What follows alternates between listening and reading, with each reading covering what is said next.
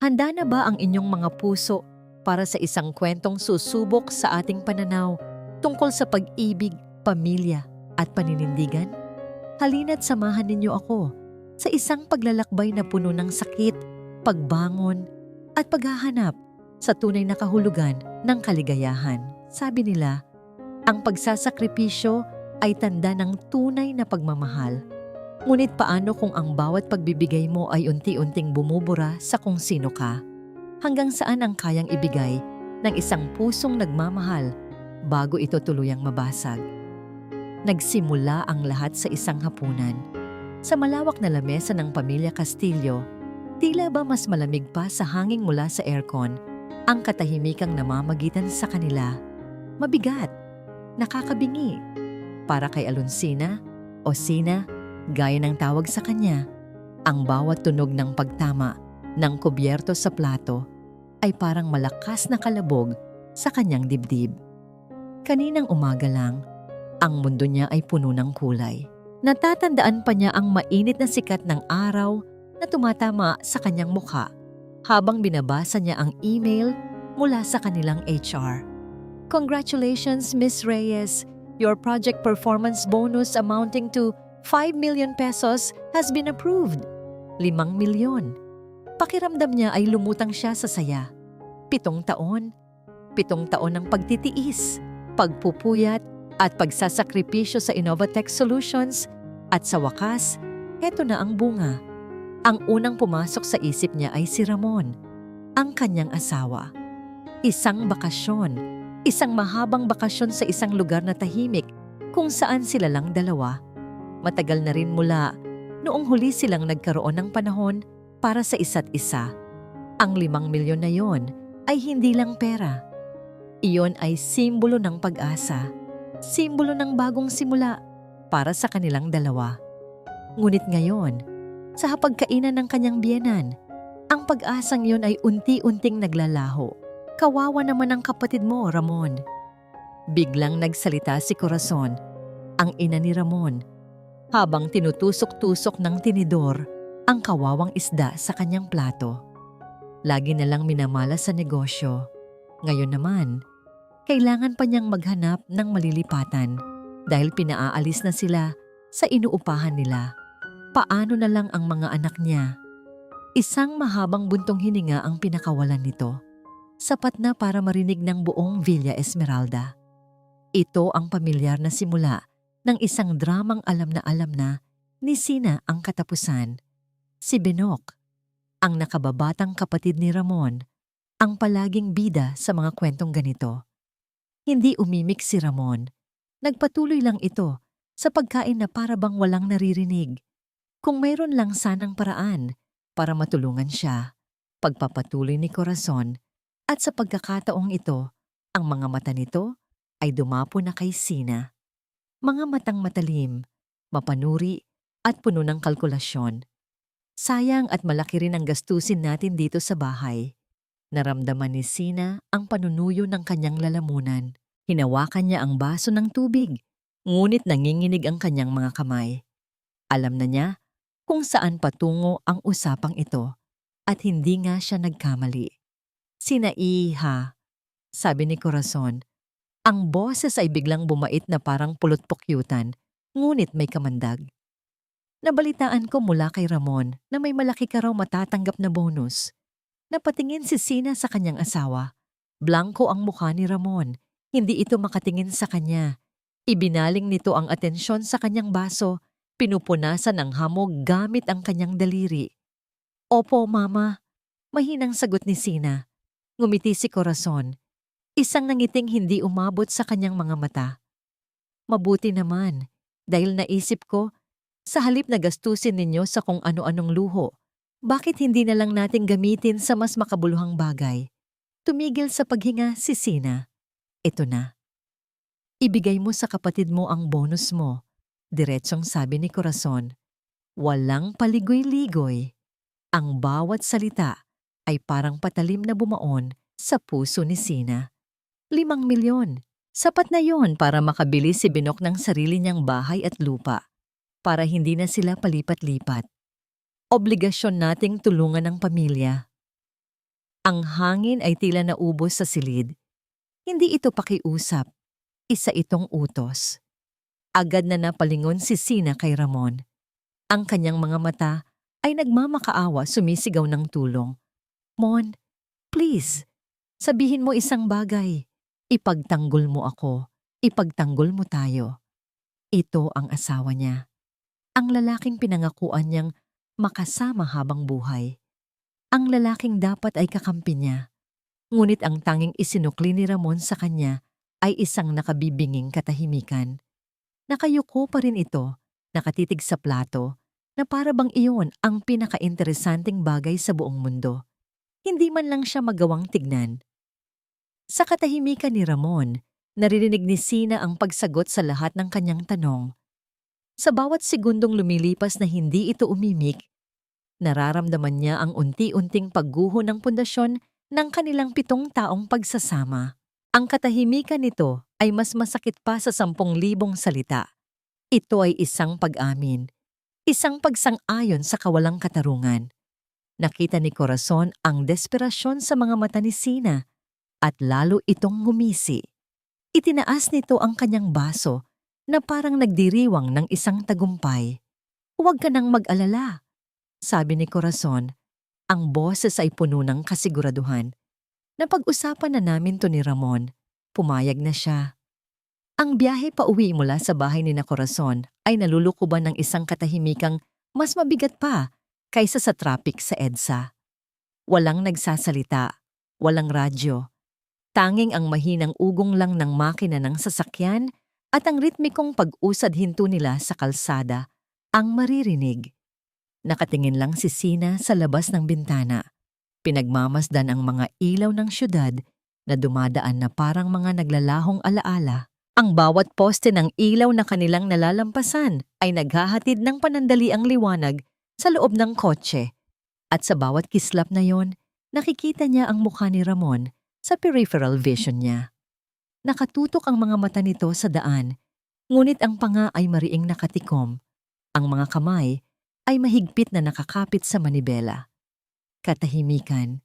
Ito ang palaging sagot ni Ramon sa gulo. Ito ang kanyang sandata, ang kanyang pananggalang. Ngunit para kay Sina, ang katahimikan na yon ay isang lason na dahan-dahang pumapatay sa kanyang kaluluwa. Hindi ito ang unang pagkakataon. Habang umaandar ang sasakyan, ang isip ni Sina ay bumabalik sa nakaraan. 7 taon. Ang 7 taon na yon ay hindi isang tuloy-tuloy na kwento ng pag-ibig, kundi isang koleksyon ng maliliit na pagkamatay ng kanyang sarili. Isang serye ng mga pagsuko na tinawag niyang pag-intindi at pagsasakripisyo. Naalala niya noong 2 taon ng kanilang pagsasama. Puno pa siya ng pag-asa noon. May maliit silang ipon sa bangko, pangarap nilang gamitin para sa down payment ng sarili nilang bahay. Ngunit isang gabi, umuwi si Ramon na may dalang pakiusap.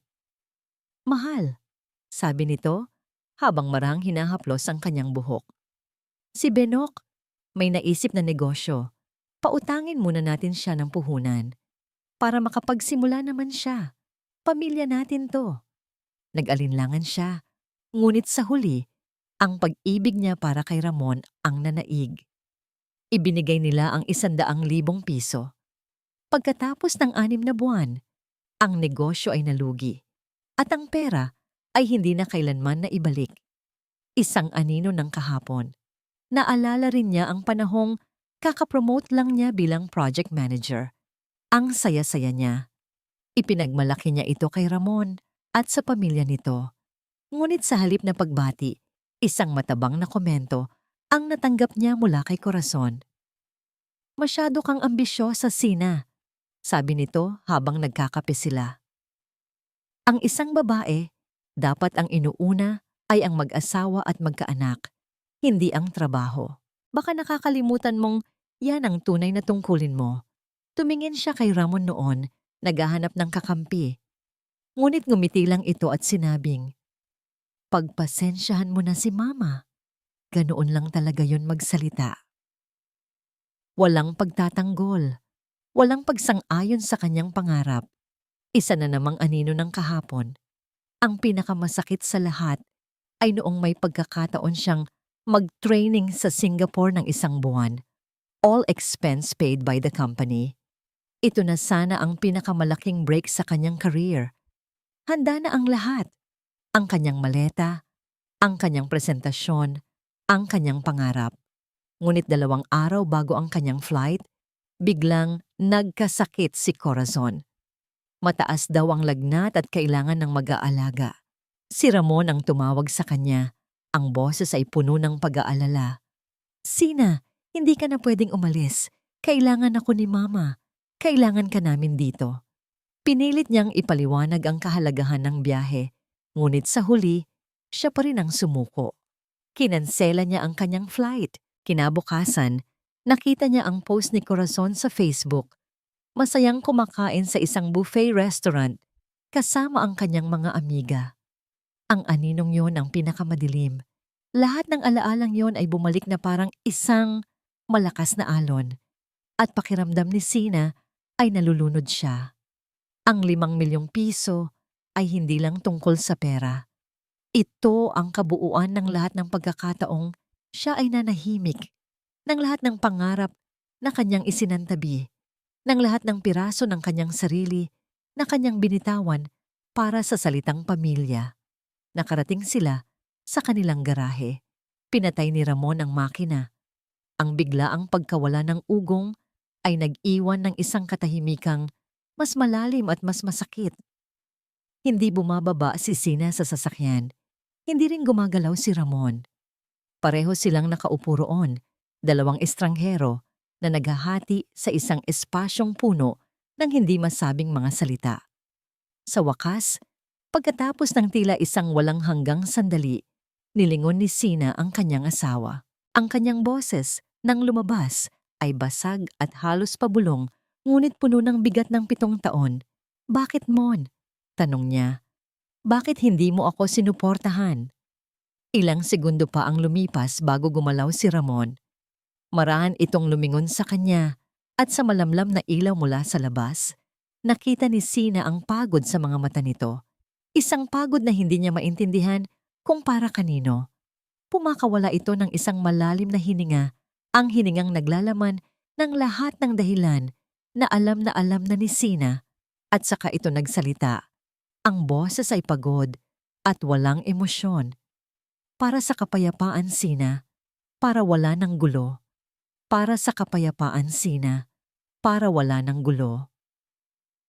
Ang mga salitang yon ay umalingaw-ngaw sa loob ng kanilang bahay, mas malakas pa kaysa kung isinigaw. Pumasok sila sa sala. Binuksan ni Sina ang ilaw at ang malamig na liwanag nito ay tila isang spotlight. Inilalantad ang lahat ng kasinungalingan at pagpapanggap sa loob ng 4 na sulok ng kanilang tahanan.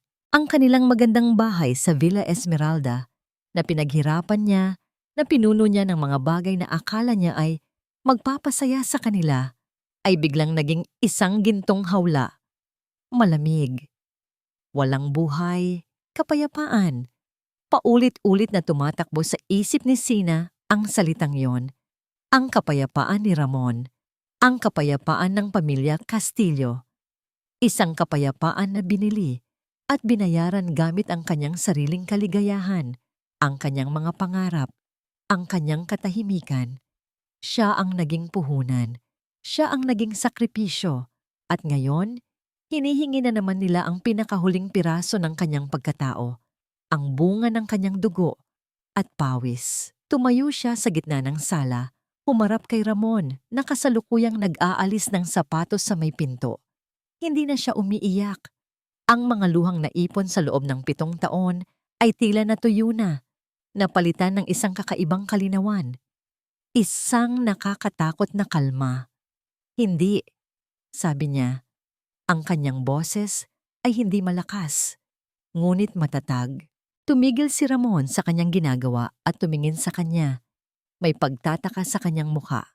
Anong sabi mo? Ang sabi ko hindi.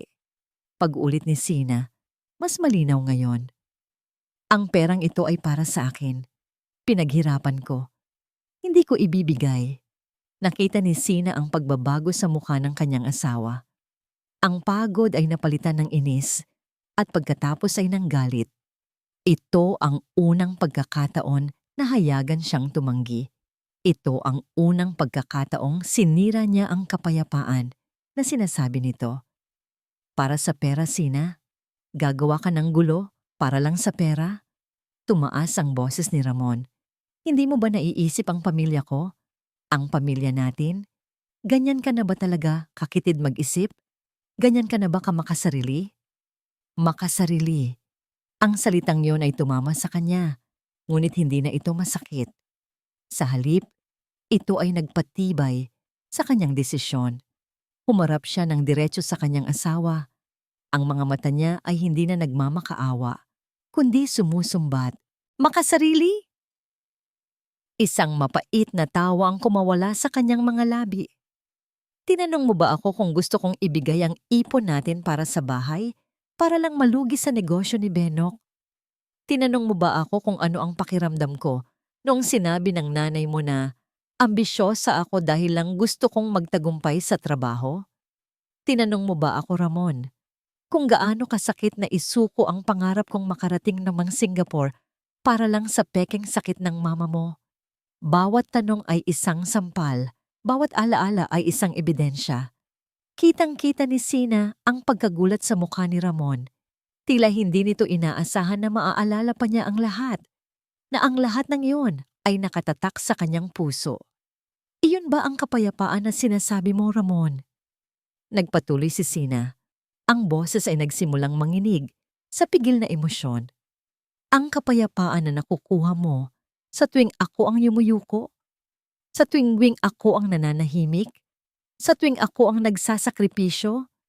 Kung ganoon, oo.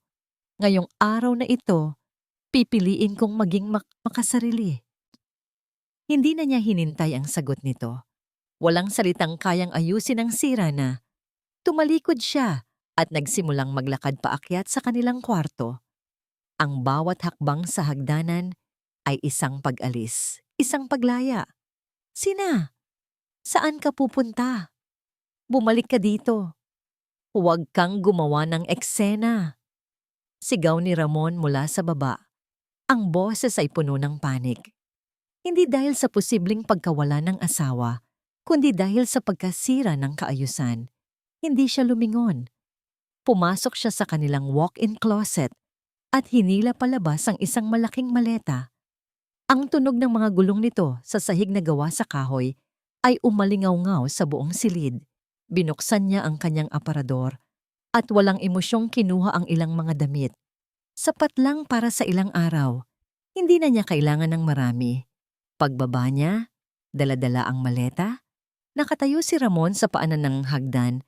Ang mukha ay hindi makapaniwala. Ang kanilang wedding portrait na nakasabit sa dingding ay tila nanonood sa kanila. Isang paalala ng isang pangakong matagal nang napako. Ano to, Sina? Isang drama? Tanong ni Ramon. Ang boses ay naging sarkastiko. Aalis ka dahil lang dito?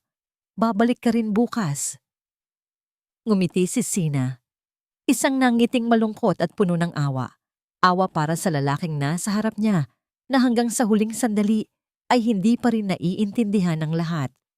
Dahan-dahan, hinubad niya ang kanyang wedding ring. Ang gintong bilog na sa loob ng 7 taon ay sumisimbolo sa pag-ibig, ngunit ngayon ay simbolo na lang ng pagkakagapos. Ipinatong niya ito sa ibabaw ng glass coffee table. Ang mahinang tunog ng pagtama ng metal sa salamin ang pinakamatunog na bagay sa gabing iyon. Tumingin siya sa mga mata ni Ramon sa huling pagkakataon. Tapos na ang kapayapaan mo, Ramon. Sabi niya, ang boses ay kalmado at pinal. Dahil tapos na rin tayo. Tumalikod siya at naglakad patungo sa pinto.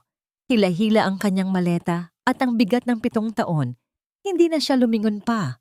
Ang pagklik ng seradura ng pinto pagsara niya ay ang huling tunog na kanyang narinig mula sa buhay na kanyang iniwan. Walang tiyak na direksyon ang takbo ng isip ni Sina habang tinatahak niya ang madilim na kahabaan ng South Luzon Expressway. Ang tanging alam niya, ang tanging instingto na gumagana sa kanya ay ang kailangan niyang umuwi. Hindi sa malamig at malawak na bahay sa Villa Esmeralda na puno ng mga multo ng kahapon, kundi sa tunay niyang tahanan. Habang papalayo siya sa kumikinang na mga ilaw ng Maynila, unti-unting napapalitan ang tanawin ng kadiliman at mga puno. Ang bawat kilometrong nilalakbay niya ay parang pagtanggal ng isang mabigat na baluti na matagal na niyang pasan-pasan. Dito, sa katahimikan ng gabi at sa piling lamang ng sarili, nagsimulang bumuhos ang mga luhang kanina pa niya pinipigilan. Hindi ito mga luha ng pagkatalo, kundi mga luha ng paglaya. Madaling araw na nang marating niya ang pamilyar na arko ng Baryo Silangan. Ang hangin dito ay may amoy ng basang lupa, ng mga halaman, at ng simpleng pamumuhay. Kabaliktaran ng hangin sa syudad na may amoy ng polusyon at pagkukunwari. Dahan-dahan niyang ipinarada ang sasakyan sa tapat ng kanilang lumang bahay na gawa sa kahoy. May ilaw pang nakabukas sa bintana ng sala. Tila ba may naghihintay? Pagbaba niya ng kotse, ang bawat tunog ay pamilyar. Ang kaluskos ng mga dahon, ang huni ng mga kuliglig, ang mahinang pagaspas ng hangin. Bago pa man siya makakatok, dahan-dahang bumukas ang pinto. At doon, nakatayo ang kanyang ina, si Liwayway, na may balabal sa kanyang mga balikat. Ang mga mata nito ay puno ng pag-aalala, ngunit walang bakas ng paghuhusga. Walang salitang namutawi sa kanilang mga labi.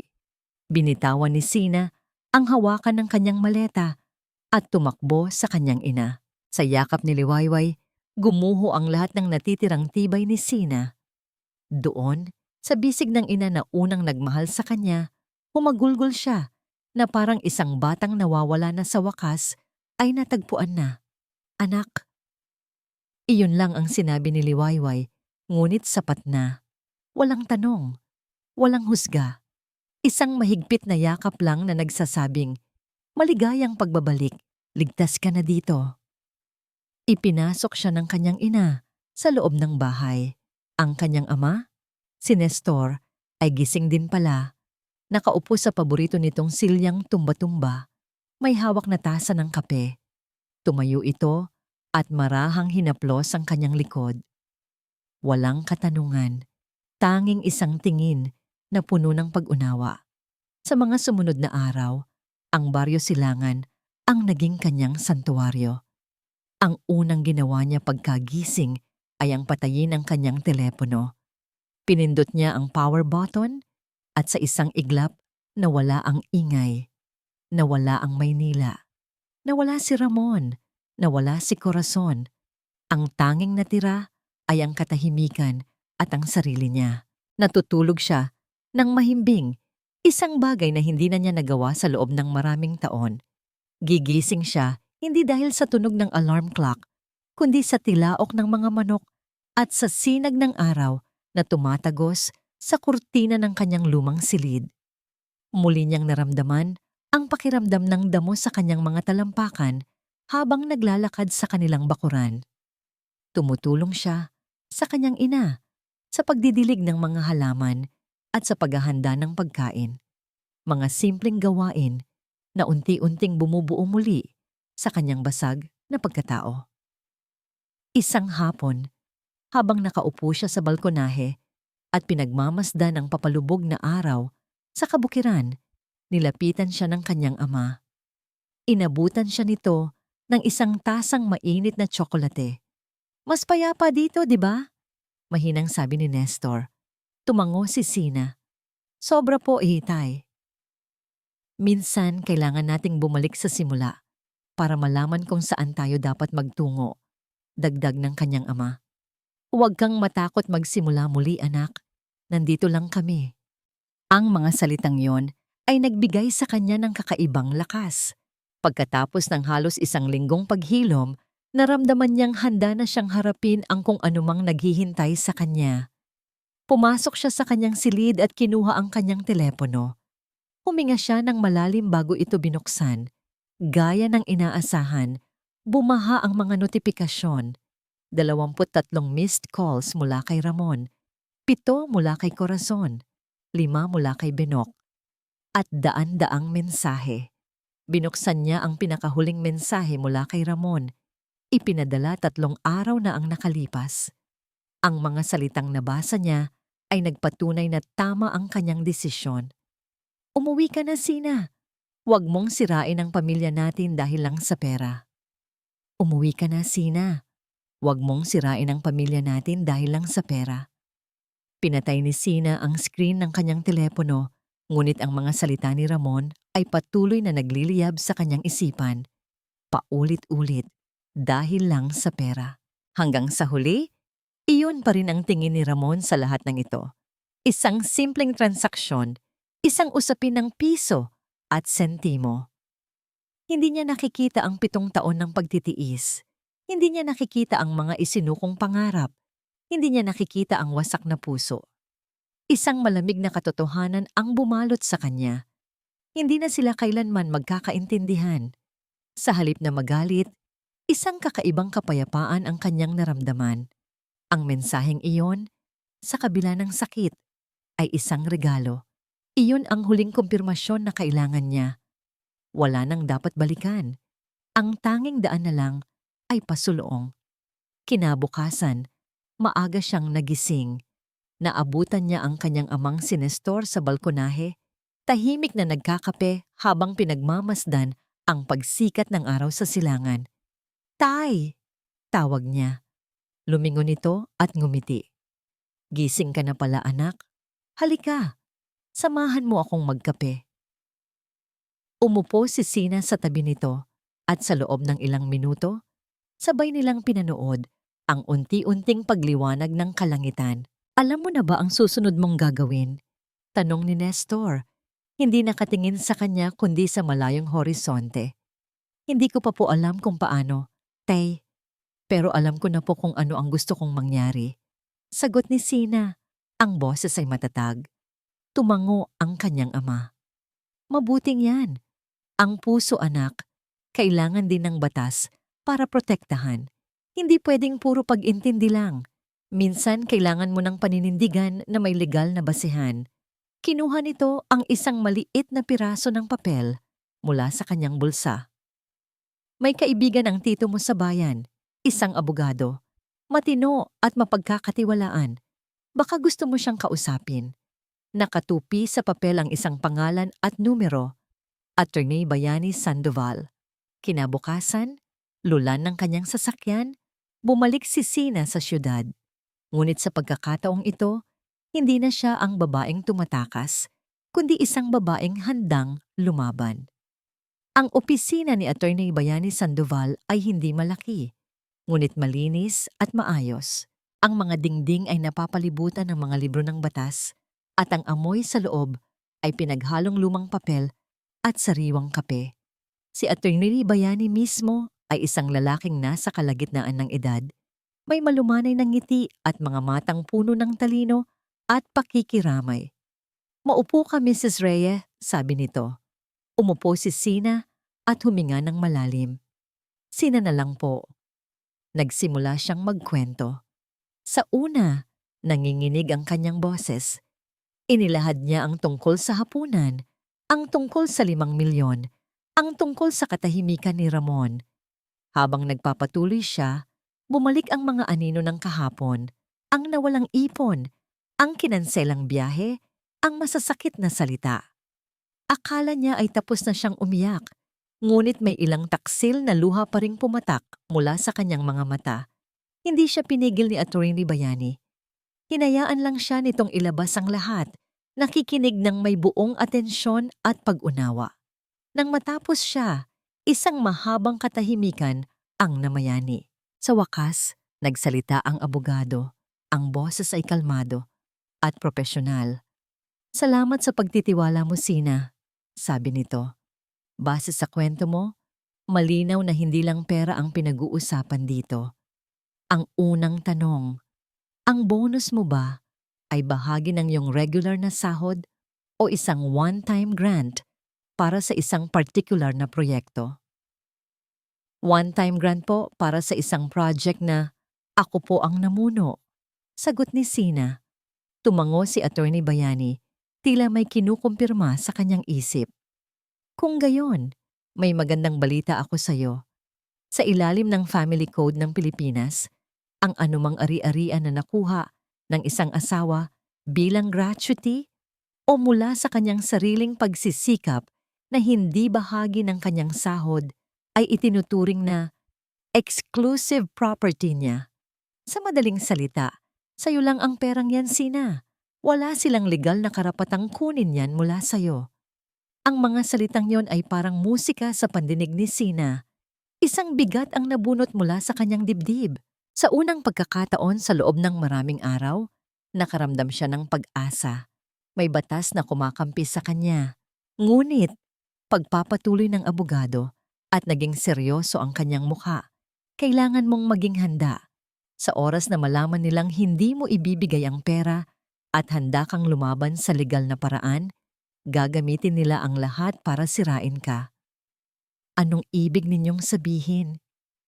Paninirang puri, emotional blackmail, gagawin ka nilang masama sa mata ng ibang tao. Sasabihin nilang mukha kang pera, na wala kang utang na loob. Susubukan nilang sirain ang iyong reputasyon sa trabaho at sa iyong mga kaibigan. Ang pamilya Castillo, sa tingin ko ay hindi lalaban ng patas. Natigilan si Sina. Ang sinasabi ng abogado ay totoo. Kilala niya si Corazon. Kilala niya ang kakayahan nitong baluktutin ang katotohanan. Tinitigan siya ni Attorney Bayani. Ang tanong, Sina, handa ka ba? Tumingin si Sina sa labas ng bintana, sa abalang kalsada ng syudad. Naalala niya ang mukha ng kanyang ina at ama. Naalala niya ang pakiramdam ng kalayaan habang naglalakad sa kanilang bukirin. At naalala niya ang pangako niya sa kanyang sarili. Tumingin siya pabalik sa abogado at sa kanyang mga mata, wala nang bakas ng takot. Tanging determinasyon. Handa na po ako. Isang maliit na ngiti ang sumilay sa labi ni Attorney Bayani. Tumayo ito at inilahad ang kanyang kamay. Maging handa ka, Mrs. Reyes, pinal na sabi ng abogado habang kinakamayan siya. Sa mga ganitong laban, hindi lang pera ang pinag-uusapan, dignidad. Pagkatapos ng pag-uusap nila ni Attorney Sandoval, hindi agad umuwi si Sina sa Baryo Silangan. Sa halip, nagtungo siya sa isang maliit na condominium unit na inuupahan niya malapit sa kanyang opisina. Isang lugar na ginagamit niya noon tuwing ginagabi siya sa trabaho at ngayon ang kanyang pansamantalang kanlungan. Kailangan niyang mag-isip. Kailangan niyang ihanda ang sarili sa digmaang paparating. Habang nag-aayos siya ng ilang mga gamit, kailangan niyang hanapin ang kanyang birth certificate at marriage contract, mga dokumentong kakailanganin ng kanyang abogado. Naalala niya na itinago niya ang lahat ng mahahalagang papeles sa isang lumang kahon ng sapatos na may markang keepsakes sa ilalim ng kanyang kama.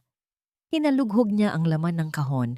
Nandoon ang mga lumang litrato nila ni Ramon noong sila'y magkasintahan pa, mga ngiting tila mula sa ibang buhay. Nandoon ang mga love letters, mga tiket sa sine, at iba pang maliliit na alaala ng isang pag-ibig na akala niya ay panghabang buhay. Isang kirot ang dumaan sa kanyang puso, hindi dahil sa pangungulila, kundi dahil sa panghihinayang. Sayang. Iyon na lang ang salitang naiisip niya. Sa ilalim ng mga litrato, nakita niya ang isang makapal na folder na naglalaman ng mga opisyal na dokumento. Kinuha niya ito at sinimulang hanapin ang kailangan. Habang isa-isa niyang tinitingnan ang mga papel, isang puting sobre ng bangko ang nahulog mula sa pagitan ng mga pahina. Isang sobre na hindi pamilyar sa kanya. Wala itong pangalan. Tanging ang logo lang ng isang kilalang bangko ang nakatatak dito. Dahan-dahan, binuksan niya ito. Sa loob, may ilang piraso ng papel na nakatupi. Ang unang pahina ay isang loan agreement. Ang kanyang puso ay nagsimulang kumabog ng mabilis. Binasa niya ang mga detalye. Isang personal loan na nagkakahalaga ng 2 milyong piso. Ang pangalan ng borrower, Ramon Castillo. Ang pangalan ng co-maker, Benoc Castillo, ngunit hindi iyon ang nagpatigil sa kanyang paghinga. Ang nakasulat sa ilalim ng collateral source of payment ang siyang tila sumaksak sa kanya ng paulit-ulit. Pledge against incoming project performance bonus from Innovatech Solutions under the name of Aluncina Reyes Castillo, expected on the last quarter of the year, 2 milyon. Ipinangako laban sa kanyang bonus. Nanginginig ang kanyang mga kamay habang tinitingnan niya ang petsa sa ilalim ng kontrata sa tabi ng pirma ni Ramon. 2 buwan na ang nakalipas. 2 buwan. Ibig sabihin, bago pa man ang hapunan na yon, bago pa man hilingin ni Corazon ang pera, bago pa man niya malaman na may matatanggap siyang bonus, na ipangako na pala ito ni Ramon, na ipang-utang na ibenta na, lahat ay biglang naging malinaw. Ang lahat ng piraso ng palaisipan ay biglang nagkabit-kabit sa isang nakakapangilabot na larawan. Ang katahimikan ni Ramon sa hapagkainan, hindi iyon dahil sa pag-aalinlangan, hindi iyon dahil sa takot sa kanyang ina. Iyon ay dahil sa pagkakasala. Alam na niya mula pa sa simula na wala siyang pagpipilian dahil ang pera ay may patutunguhan na. Ang pag-uusap sa hapunan ay hindi isang negosasyon, isa iyong formalidad.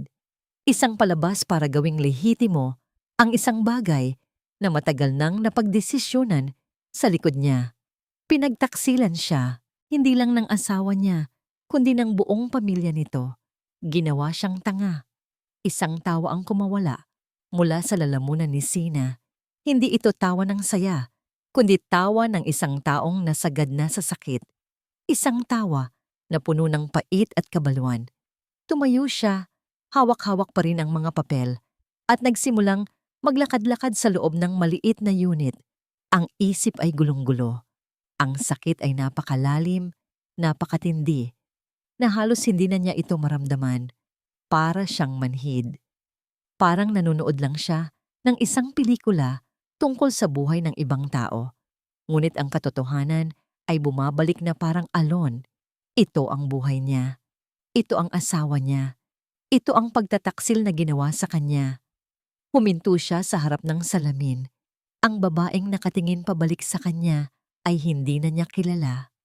Ang mga mata nito ay walang buhay. Ang mukha ay blanko. Ngunit sa ilalim ng blankong ekspresyon na yon, may isang apoy na nagsimulang magliyab. Isang apoy na pinagliyab ng galit. Isang galit na dalisay, matindi at nakapapaso. Wala ng luha, wala ng awa, wala ng panghihinayang. Ang natitira na lang ay ang pangangailangang malaman ang buong katotohanan. Marinig mula mismo sa bibig ng nagkasala. Kinuha niya ang kanyang telepono. Ang kanyang mga daliri ay hindi na nanginginig. Kalmado. Tiyak. Hinanap niya ang pangalan ni Ramon at pinindot ang call button. Pagkatapos ng 2 ring, sumagot ito. Sina, nasaan ka? Umuwi ka na please.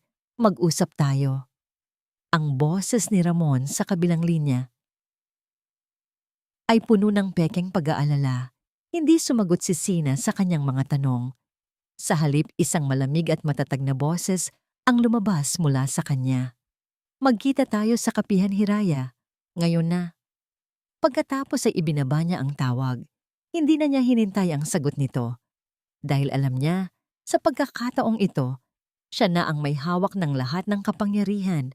Ang Kapihan Hiraya, kabalintunaan. Ang lugar na ipinangalan sa pangarap ay magiging saksi sa pagguho ng lahat. Naunang dumating si Sina, pumili siya ng isang mesa sa sulok, malayo sa karamihan, ngunit may malinaw na tanaw sa pinto. Umorder siya ng isang basong tubig na may yelo. Ang lamig ng baso sa kanyang mga kamay, ang tanging bagay na nagpapaalala sa kanya na siya ay gising, na ito ay totoong nangyayari. Hindi siya kinakabahan, hindi siya natatakot. Ang naramdaman niya ay isang nakapangingilabot na kalma, ang katahimikan bago ang isang malakas na bagyo. Ilang minuto pa, dumating si Ramon. Ang itsura nito ay gusot. Ang mga mata ay namumugto. Tila ilang araw nang hindi nakakatulog ng maayos. Nang makita siya nito, isang ekspresyon ng ginhawa ang dumaan sa mukha nito na agad na palitan ng pag-aalala. "Sina?" sabi nito. Ang boses ay paos, habang mabilis na umupo sa silyang nasa tapat niya. "Salamat at pumayag kang makipagkita. Nag-alala ako. Umuwi ka na please. Aayusin natin 'to." Hindi umimik si Sina. Tinitigan lang niya ito. Ang lalaking minahal niya, ang lalaking pinagkatiwalaan niya ng kanyang buong buhay. Ngayon, sa kanyang mga mata, isa na lang itong estranghero. Mula sa kanyang bag, kinuha niya ang puting sobre ng bangko. Dahan-dahan, ngunit may bigat, inilapag niya ito sa gitna ng mesa at itinulak palapit kay Ramon. "Hindi na ako nakikipag-usap, Ramon," sabi ni Sina. Ang boses ay kasing lamig ng yelo sa kanyang baso. "Nakikipaglinawan lang ako." Napakunot ang noo ni Ramon. Kinuha nito ang sobre at nang makita ang logo ng bangko, isang kislap ng panik ang gumuhit sa mga mata nito. Binuksan nito ang sobre at inilabas ang mga papel sa loob. Habang binabasa nito ang loan agreement, ang kulay sa mukha nito ay unti-unting nawawala. Napapalitan ng pamumutla na parang isang multo. Ang kanyang mga kamay ay nagsimulang manginig. Itinaas nito ang kanyang tingin. Ang mga mata ay nanlalaki sa pagkagulat at takot. "Saan mo to nakuha? Mahalaga pa ba yon?" Sagot ni Sina, hindi inaalis ang kanyang titig. "Ang mahalaga, alam ko na. Alam ko na ang lahat." Nawala ang lahat ng pagkukunwari ni Ramon. Ang pananahimik nito ay isang malinaw na pag-amin. Sinubukan nitong magsalita, ngunit walang boses na lumalabas. "2 buwan, Ramon." Pagpapatuloy ni Sina, ang bawat salita ay mabagal at madiin. "2 buwan mo nang tinatago sa akin to. 2 buwan mo na akong ginagawang tanga. Ang palabas ninyo sa hapunan, ang pagmakaawa ng nanay mo, ang katahimikan mo, lahat yon kasinungalingan." Sa wakas, nang makabawi ito ng lakas, ang unang lumabas sa bibig ni Ramon ay hindi paghingi ng tawad, kundi pagdadahilan. "Magpapaliwanag ako, Sina. Nagipit lang si Binok. Kailangan ng pamilya ko." "Pamilya mo?" Isang mapaklang tawa ang kumawala kay Sina. "Ako, Ramon? Hindi mo ba ako pamilya? O ako lang ang pamilya kapag may kailangan kayong kunin mula sa akin?" Dahil sa wala ng matakbuhan at maisip na dahilan, ang takot ni Ramon ay biglang naging galit. Isang desperadong galit ng isang taong nahuli sa akto. Ibinagsak nito ang kanyang mga palad sa mesa, na lumikha ng malakas na kalabog at nakaagaw ng pansin ng ilang mga customer. "Ginawa ko to para sa pamilya ko." Sigaw nito, ang boses ay basag. Isang bagay na hindi mo kailanman maiintindihan dahil sarili mo lang ang iniisip mo. At sa mismong sandaling iyon, tila ba may isang anghel ng kadiliman na bumaba mula sa langit. "Ramon, anak." Isang matinis na boses ang pumunit sa katahimikan ng kapihan.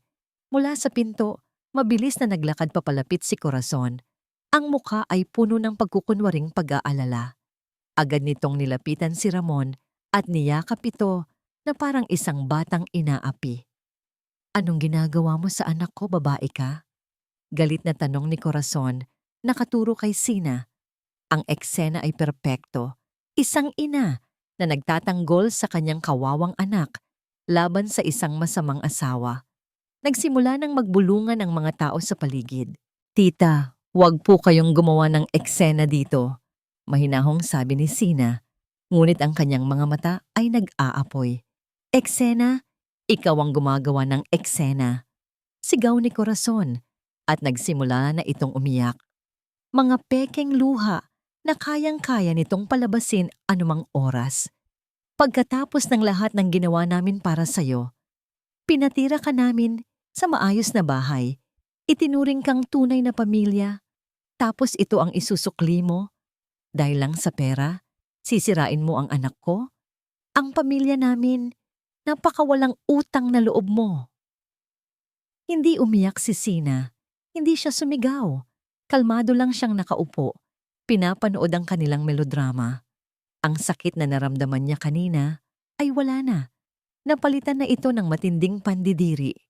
Sa mga mata niya, ang mag-inang nasa harap niya ay hindi na mga tao, kundi mga buwitreng handang ubusin ang lahat ng laman niya. Ang katahimikan niya ang lalong ikinagalit ni Corazon. Dahil hindi nito makuha ang reaksyon na gusto niya, mas lalo pa nitong itinaas ang kanyang boses para marinig ng lahat. Hayop ka, mukha kang pera. Akala mo kung sino kang matalino, pero wala kang puso. Hindi pa rin kumikibo si Sina. Nakatingin lang siya ng diretso sa kanila. Isang tinging malamig, blanko at puno ng pagkasuklam. Ang tinging nagsasabing, tapos na kayo sa akin.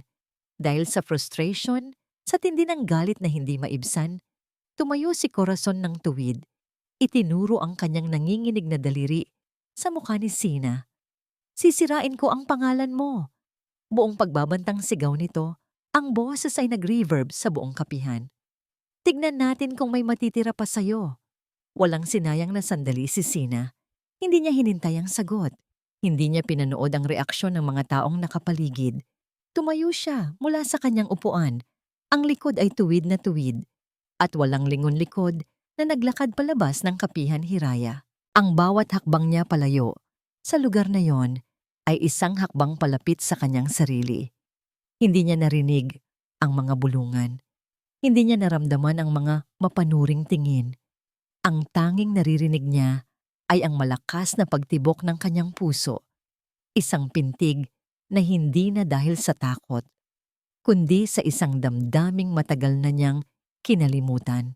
Galit. Isang dalisay at nag-aalab na galit. Nang makapasok siya sa kanyang sasakyan, isinara niya ang pinto at ikinandado ito. Ang biglaang katahimikan sa loob ay nakabibingi.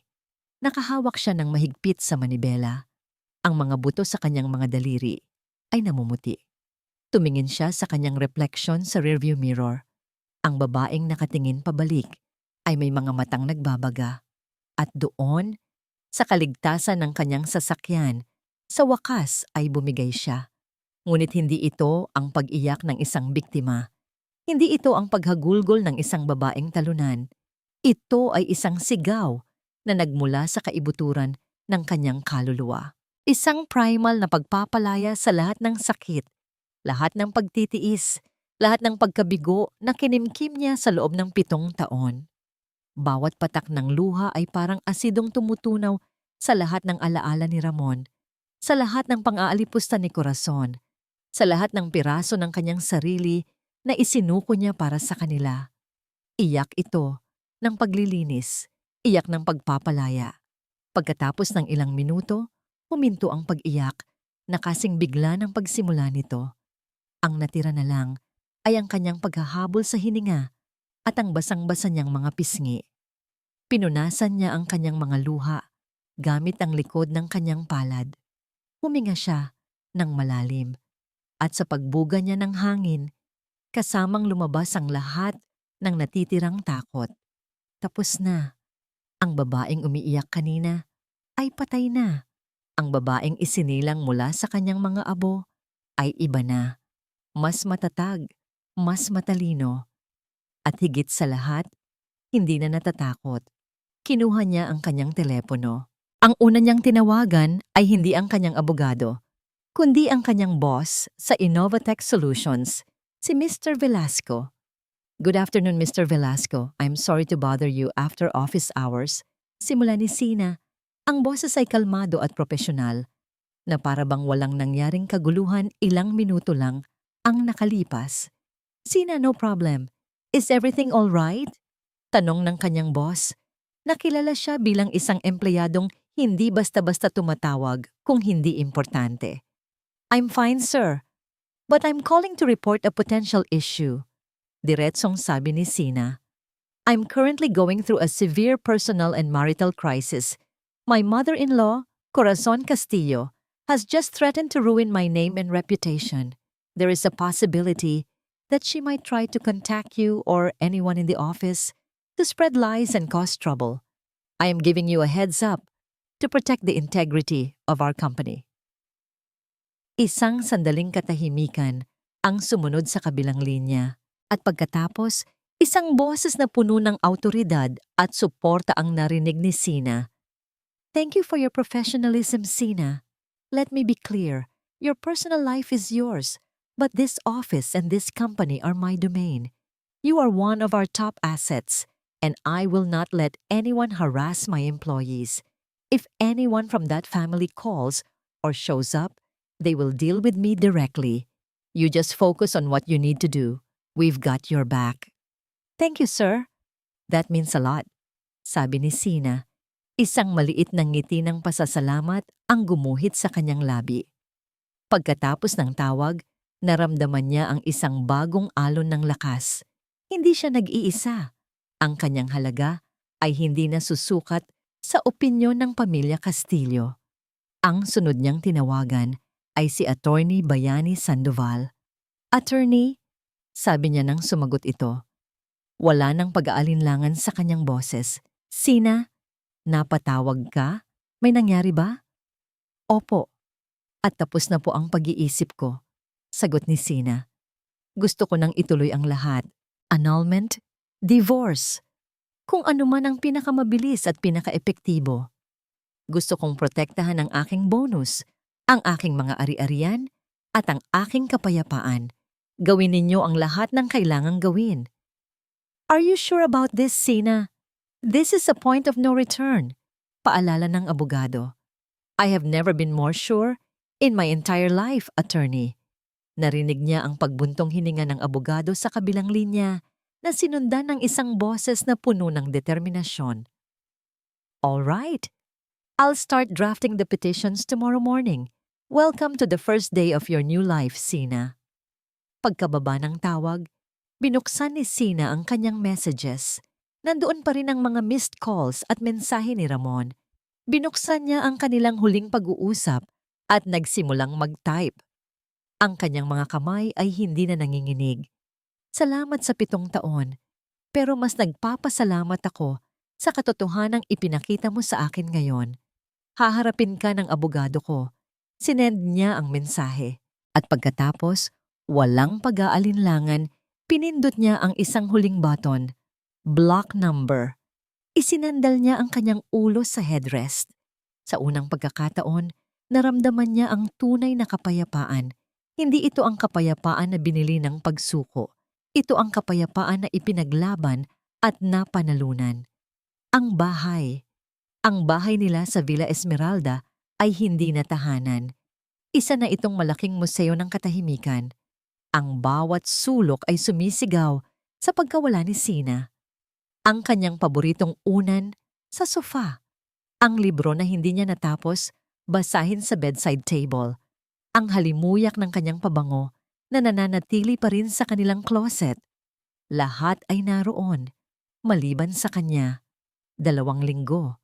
2 linggo na ang nakalipas mula noong gabi na yon sa Kapihan Hiraya. 2 linggo nang walang katapusang pagtawag sa isang numerong hindi na sumasagot. 2 linggo ng pagpapadala ng mga mensaheng hindi na kailanman nabasa. 2 linggo ng pagtulog sa isang kama na naging napakalamig at napakalawak. Noong una, galit ang naramdaman ni Ramon. Galit kay Sina dahil sa pag-alis nito. Galit dahil sa paggawa nito ng eksena. Galit dahil sa pagsuway nito sa kaayusan. Iyon ang sinasabi ng kanyang ina. Hayaan mo siya, anak. Sabi ni Corazon sa telepono araw-araw.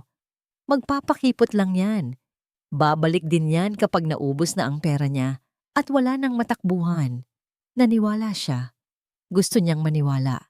Ngunit paglipas ng mga araw, ang galit ay unti-unting napalitan ng pag-aalala at pagkatapos ng isang damdaming hindi niya gaanong pamilyar. Takot. Nagsimula ito noong isang araw ay may dumating na LBC delivery sa kanilang bahay. Isang makapal na sobreng nakapangalan sa kanya mula sa Sandoval Law Office. Nanginginig ang mga kamay ni Ramon habang pinupunit niya ang sobre. Sa loob, isang salansan ng mga dokumento ang bumungad sa kanya. Hindi niya kailangang maging abogado para maintindihan ang mga salitang nakasulat sa itaas. Petition for annulment of marriage. Totoo na ito. Totoo na. Hindi na ito isang simpleng tampuhan. Hindi na ito isang alitan na maaayos sa isang yakap o pakiusap. Ito na ang katapusan. Nakasaad doon ang lahat. Ang psychological incapacity niya bilang asawa, ang kawalan niya ng kakayahang ipagtanggol ang kapakanan ng kanyang asawa laban sa kanyang pamilya, at ang pinakamatindi sa lahat, ang fraudulent act ng paggamit sa bonus ni Sina bilang kolateral ng walang pahintulot nito. Parang gumuho ang sahig na kinatatayuan niya. Agad niyang tinawagan ang kanyang ina. "Mama, may papeles na galing sa abogado ni Sina." Sigaw niya sa telepono, ang boses ay puno ng pagkasindak. Ngunit ang inaasahan niyang simpatiya mula kay Corazon ay hindi dumating. Sa halip, isang boses na puno ng galit at paninisi ang kanyang narinig. "Ano? Bakit mo hinayaang umabot sa ganyan? Yan ba ang natutunan mo sa akin? Ang maging duwag? Hindi mo man lang ba kayang kontrolin ang sarili mong asawa?" "Mama, hindi ko na alam ang gagawin ko." "Gawan mo ng paraan, Ramon." Putol sa kanya ni Corazon. "Kailangan mong gawin ang lahat para maibalik siya. Paano na ang bahay ni Benok? Paano na tayo? Ang reputasyon ng pamilya natin." Ibinaba niya ang telepono. Mas lalo siyang nalito. Ang kanyang ina, ang taong palagi niyang sandigan, ngayon ay isa na lang boses na puno ng presyon at panunumba. At para dagdagan pa ang kanyang pasanin, biglang bumukas ang pinto. Pumasok si Benok, nakangiti ng malapad, na para bang wala siyang kamalay-malay sa bagyong sumisira sa buhay ng kanyang kuya. "Kuya, kamusta na?" Masayang bati nito. "Nabalitaan ko kay Mama na nag-away daw kayo ni Ate Sina. Hayaan mo na yon. Nakuha na ba niya yung bonus? Para masimulan na nating maghanap ng bahay." At doon na sumabog si Ramon. Ang lahat ng takot, pagsisisi at presyon na kanyang kinimkim ay biglang bumulwak na parang isang bulkan. Hinarap niya ang kanyang kapatid. Ang mga mata ay nanlilisik sa galit. "Wala na." Sigaw niya ang tingin niya. Ang boses ay umalingaw-ngaw sa buong bahay. "Wala ng bonus. Wala ng bahay. Wala ng Ate Sina mo. Dahil sa'yo to. Dahil sa walang katapusan mong pagiging pabigat. Dahil sa inyo ni Mama." Gulat na napaatras si Benok. Hindi pa nakikita ang kanyang kuya na ganito magalit. "Umalis ka!" Sigaw muli ni Ramon. Itinuturo ang pinto. "Umalis kayong lahat sa buhay ko. Layuan niyo ako." Walang nagawa si Benok kundi ang tumakbo palabas. Takot na takot. Naiwan si Ramon na mag-isa, humahabol sa kanyang hininga. Sa gitna ng katahimikan ng bahay, nagsimula siyang maglakad-lakad, walang patutunguhan. Napadpad siya sa kanilang kwarto. Ang lahat ng gamit ni Sina ay wala na. Ang tanging natira ay ang mga bagay na binili nila nang magkasama. Huminto siya sa harap ng malaking salamin sa tapat ng kanilang kama. Tinitigan niya ang kanyang refleksyon. Isang lalaking pagod. Isang lalaking talunan, isang estranghero sa sarili niyang mga mata, sa buong buhay niya. Dalawa lang ang papel na ginampanan niya. Ang pagiging anak ni Corazon at ang pagiging asawa ni Sina. Sinubukan niyang gampanan pareho. At sa pagsubok na yon, pareho siyang nabigo. Nawala niya ang kanyang asawa at ngayon, ang pagtingin niya sa kanyang ina ay nabahiran na ng sama ng loob. Wala nang natira. Sino ba siya kung wala ang mga titulong yon? Sino si Ramon? Isang malaking kawalan ng sumagot pabalik. Napatingin siya sa kanyang refleksyon at isang tanong na puno ng pait at pagkalito ang namutawi sa kanyang isipan. Isang tanong na tila walang sagot. Sino ba talaga ako? Ang asawa niya o ang anak lang ni Mama? Ang conference room ng Sandoval Law Office ay malamig at formal. Ang tanging maririnig ay ang mahinang ugong ng air conditioning unit at ang paminsan-minsang pagkaluskos ng mga papel. Ito ang araw ng huling paghaharap. Hindi ito isang paglilitis sa korte, kundi isang final mediation, isang huling pagkakataon para ayusin ang lahat ng mapayapa bago pa ito umakyat sa mas mataas na antas. Sa isang panig ng mahabang mesa, nakaupo si Sina kasama ang kanyang abogadong si Attorney Bayani Sandoval. Kalmado siya. Ang babaeng pumasok sa silid na yon ay malayo na sa babaeng umiiyak sa sasakyan ilang buwan na ang nakalipas. Ang kanyang buhok ay maikling nakagupit. Ang kanyang suot ay isang matikas na business attire. Ang kanyang mga mata ay hindi na nagpapakita ng sakit, kundi ng isang matatag at hindi matitinag na determinasyon. Sa kabilang panig, nakaupo si Ramon kasama ang kanyang ina na si Corazon at ang kanilang abogado. Ang itsura ni Ramon ay mas lalo pang nalugmok. Malalim ang kanyang mga mata at tila ba tumanda ito ng 10 taon.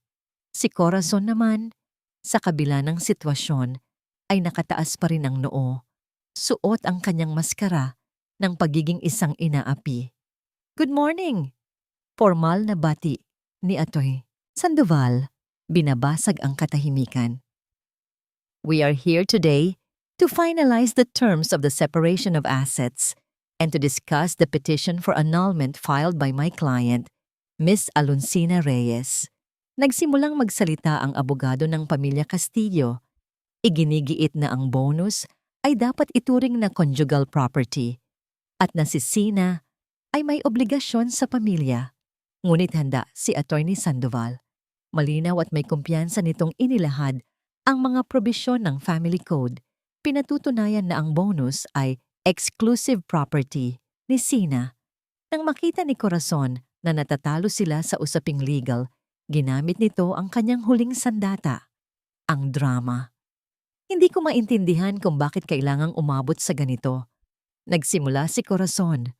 Ang boses ay nanginginig at puno ng hinanakit. Itinuring kitang tunay na anak, Sina. Minahal ka namin. Ginawa ng anak ko ang lahat para sa'yo. At ngayon, dahil lang sa pera, sisirain mo ang buhay niya, ang pamilya namin. Wala ka bang puso? Nagsimula itong humikbi at ang kanyang abogado ay agad na lumapit para alalayan siya na para bang siya ang tunay na biktima sa kwentong ito. Ngunit hindi na natin nagsisina. Ang mga salitang iyon ay wala nang talab sa kanya. Sa pagmamahal po bang sinasabi ninyo, kasama ba doon ang pagtawag sa akin na ambisyosa? Mahinahong tanong ni Sina. Ang boses ay malinaw at hindi nanginginig. Kasama po ba doon ang pagpapanggap ninyong may sakit para masira ang career opportunity ko? Kasama po ba doon ang pagtawag sa akin na hayop at mukhang pera sa harap ng maraming tao? Natigilan si Corazon. Ang kanyang pag-iyak ay biglang nahinto. At ang pinakamahalaga sa lahat, pagpapatuloy ni Sina, kinuha ang isang maliit na voice recorder mula sa kanyang bag at ipinatong ito sa mesa. Kasama po ba sa pagmamahal ninyo ang pagbabanta na sisirain ninyo ang pangalan ko? Pinindot niya ang play button. Ang boses ni Corazon, malakas at puno ng galit, ay umalingaw-ngaw sa loob ng silid. Sisirain ko ang pangalan mo. Tignan natin kung may matitira pa sa'yo. Namutla si Corazon na parang papel. Ang kanyang abogado ay napatingin sa kanya, hindi makapaniwala. That is a clear threat, which constitutes oral defamation. Malamig na sabi ni Attorney Sandoval. My client also has witnesses from the coffee shop willing to testify. Ngunit hindi pa tapos si Sina. Ang huling piraso ng ebidensya ay hindi para kay Corazon. Ito ay para kay Ramon. At para sa iyo, Ramon, sabi niya, bumaling sa lalaking dating niyang asawa. Hindi ko hinihingi ang bonus na ito dahil sa galit. Hinihingi ko ito dahil sa akin ito. At para patunayan na mali ka, sa pag-aakalang ang lahat ng ito ay tungkol lang sa pera, hayaan mong ipakita ko sa iyo kung gaano ka nagkakamali. Inilabas ni Attorney Sandoval ang isa pang folder at inilatag sa mesa ang mga dokumento. These are bank statements, loan agreements, and financial records showing that for the past 7 years, my client, Miss Reyes, has shouldered approximately 60% of all your household expenses, including the mortgage for your house in Villa Esmeralda, which is under Mr. Castillo's name. Furthermore, she has records of multiple financial loans to your family, Mr. Castillo, amounting to almost 800,000 pesos, none of which were ever paid back. Ang bawat papel na inilalapag ay parang isang dagok sa mukha ni Ramon. Ang lahat ng kanyang kapayapaan, lahat ng kanyang pag-iwas sa gulo, ay may resibo pala. Sa sulok, si Corazon ay hindi na makapagsalita.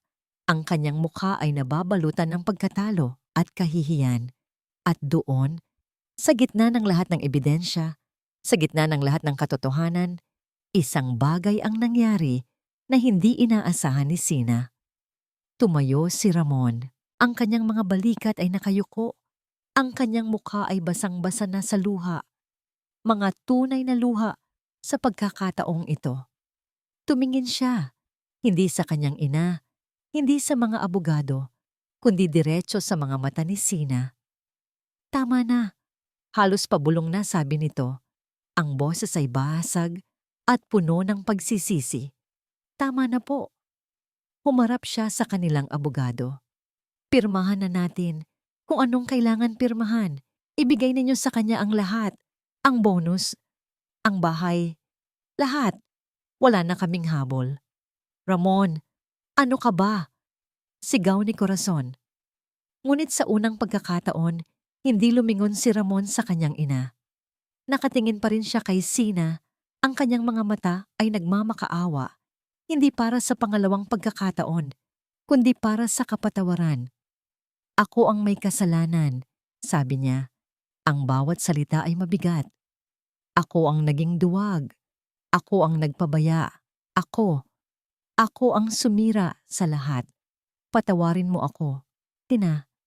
Ang katahimikan sa silid ay halos mababasag. Tinitigan ni Sina si Ramon. At sa unang pagkakataon, ang nakita niya ay hindi na ang asawa niyang nagpabaya, kundi isang lalaking naligaw. At ngayon, ay nagdurusa sa bunga ng kanyang mga maling desisyon. Ang galit sa puso ni Sina ay biglang naglaho, napalitan ng isang damdaming mas malalim at mas payapa, ang awa. Pinapatawad kita, Mon, mahinang sagot ni Sina. At sa pagsabi niya noon, naramdaman niya ang huling tanikala na bumitaw mula sa kanyang puso. Pinapatawad kita, hindi para sa'yo, kundi para sa sarili ko, para makalaya na ako. 6 na buwan ang lumipas. 6 na buwan ng dahan-dahang paghilom, ng pagbuo muli sa sarili, at ng tahimik na pagpaplano para sa kinabukasan.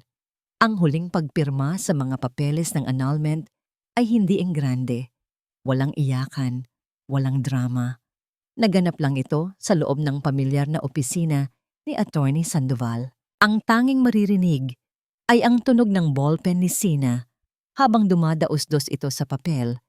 Iniiwan ang isang pirma na sumisimbolo hindi sa isang pagtatapos, kundi sa isang tunay na kalayaan. Congratulations, Miss Reyes. Nakangiting sabi ni Attorney Sandoval, inilahad ang kanyang kamay. Hindi na Castillo. Ngumiti pabalik si Sina at tinanggap ang kanyang kamay. Salamat sa lahat, Attorney. Salamat sa pagtitiwala. Nakuha niya ang kabuuan ng kanyang bonus, walang labis, walang kulang. Ang bahay sa Villa Esmeralda bilang bahagi ng kanilang kasunduan ay ibinenta at ang parte niya ay idinagdag sa kanyang ipon. Ang pangarap niyang bakasyon sa ibang bansa ay maaari na niyang gawin anumang oras, ngunit iba na ang pangarap niya ngayon. Sa halip na magbakasyon, ipinagdiwang niya ang kanyang bagong kalayaan sa isang simpleng salo-salo sa Baryo Silangan. Sa ilalim ng mga bituin, sa kanilang maliit na bakuran, naglatag sila ng banig at nagsalo-salo sa masarap na hapunan na niluto ng kanyang inang si Liwayway. Naroon ang kanyang mga magulang, ang kanyang mga kapatid, at ilang malalapit na kaibigan. Ang tawanan ay totoo. Ang mga kwentuhan ay masaya. Walang tensyon, walang pagkukunwari. Ito ang pamilya. Isang pamilyang pinipili ka, inaalagaan ka, at ipinagdiriwang ang iyong pagkatao. Isang gabi, habang nagche-check siya ng kanyang email, isang mensahe ang nakaagaw ng kanyang pansin. Mula ito sa isang di pamilyar na email address, ngunit ang subject ay malinaw. Patawad. Mula ito kay Ramon. Isang mahabang liham ng paghingi ng tawad. Inamin nito ang lahat. Ang kanyang kaduwagan, ang kanyang pagiging makasarili, ang kanyang pagkukulang bilang asawa. Ikinuwento nito kung paano, sa kanyang pag-iisa, unti-unti niyang naintindihan ang lahat ng sakit na idinulot niya. Walang pagdadahilan, walang paninisi sa iba. Tanging puro pagsisisi. Nagtapos ang liham sa isang simpleng pangungusap. Sana balang araw, maging masaya ka. Karapat-dapat ka dyan. Binasa ito ni Sina mula simula hanggang dulo. At sa kanyang pagbabasa, wala na siyang naramdamang galit o sakit. Tanging isang tahimik na pagtanggap. Pinatawad na niya ito noon pa man. Ngunit ang pagpapatawad ay hindi nangangahulugang pagbabalik. Ang pagpapatawad ay pagbibitaw sa bigat ng nakaraan para makalipad ka ng mas mataas. Pagkatapos basahin, walang pag-aalinlangan, inilipat niya ang kanyang cursor sa isang button. Delete. Hindi dahil sa galit, kundi dahil tapos na ang kabanatang iyon. Oras na para sa isang bago. Isang umaga, ilang linggo pagkatapos noon, maagang gumising si Sina. Hindi na siya nakatira sa condominium unit. Bumili siya ng isang maliit na lote sa Baryo Silangan at nagpatayo ng isang modernong bahay kubo. Sapat lang para sa kanya. Ngunit hindi iyon ang kanyang destinasyon ngayong umaga. Naglakad siya sa daan habang dahan-dahang nagliliwanag ang kalangitan. Ang hangin ay malamig at sariwa. Huminto siya sa tapat ng isang maliit at bagong pinturang gusali malapit sa plaza. Sa salamin ng pinto nito, may nakasulat na mga salita sa puting letra, Reyes Consulting Project Management and Tech Solutions. Mula sa kanyang bulsa, kinuha niya ang isang bagong-bagong susi. Ito ang kanyang investment. Isang maliit na kumpanya para tulungan ang mga maliliit na negosyo sa kanilang probinsya na umangat gamit ang teknolohiya. Ang kanyang bonus ay hindi napunta sa luho. Napunta ito sa isang pangarap na mas makabuluhan.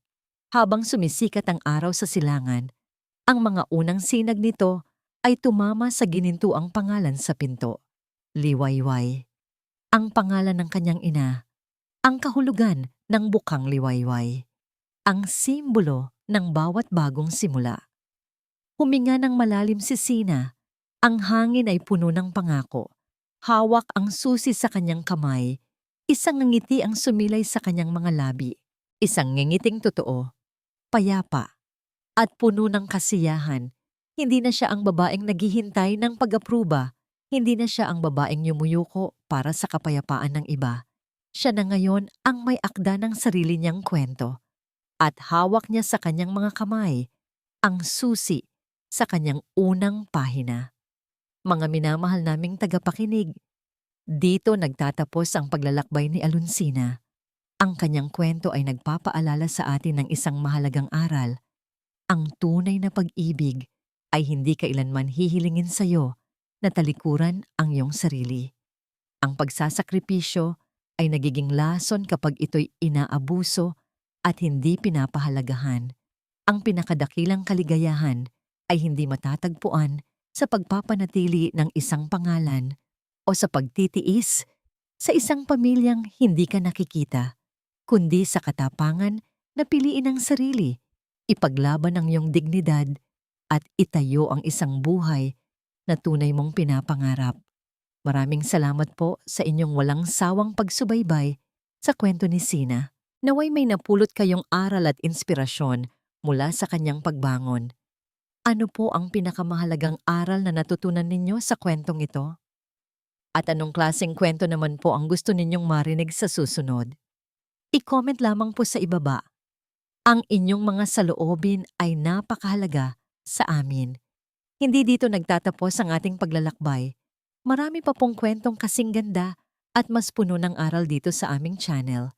Kung nagustuhan niyo ang kwentong ito, i-like, i-share sa pamilya at mga kaibigan, at mag-subscribe na rin para lagi kayong updated sa mga susunod pa naming kwento.